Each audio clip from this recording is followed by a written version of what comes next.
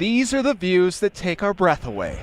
The snow-capped peaks and a sea of green that make all of us proud to call Colorado home. It's pristine here. It's just clear and clean. And now there's a new way to play. This is the national park. In this giant outdoor playground. We just didn't know if there was a market for it. It begins with a trek over the river and through the woods. Oh yeah, you have to hike in here. It's a 40-minute hike. Not to Grandma's house. That you? Alrighty. But to the side of a 300-foot tall vertical cliff. No one else that we know of is doing this in the United States. I don't think I want to do that. Yep, this is the newest way to camp in Colorado on a 5 by 4 foot portal ledge 200 feet off the ground. Once we decided that we were coming to Colorado, it wasn't even a question. This was a must-do, once-in-a-lifetime kind of opportunity for us. Josh and Kristen Winter drove all the way from Pennsylvania. Yeah, he planned this whole trip. After reading about it in a magazine. You've got to try it. I have to try that. And getting to the campsite is an adventure in itself.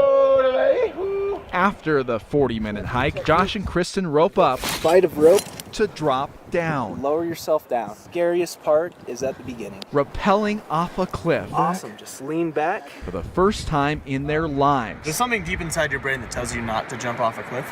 It's how we've stayed alive for so many thousands of years as a species, and you just have to totally override that. Once you get past the fear, It's that first 30 seconds where is the rope going to hold? you begin to reap the rewards. Spectacular views as far as the eye can see. See the snow-capped mountains, beautiful blue sky. Views you really appreciate once you reach the platform. I think the neatest part for me is looking at this. This is something I feel like you wouldn't see unless you are stuck to the side of a cliff. Kent Mountain Adventure Center started their cliff camping experiences 3 years ago. It's probably just wide enough for two people that could not shift their weight or move the whole night. Josh and Kristen are here for a picnic. We call it a Cliffnic. Do you want me to hook it up for you? This is a lot safer than most people realize. Every person and just about every item is tied to an anchor. We don't call this a dangerous activity.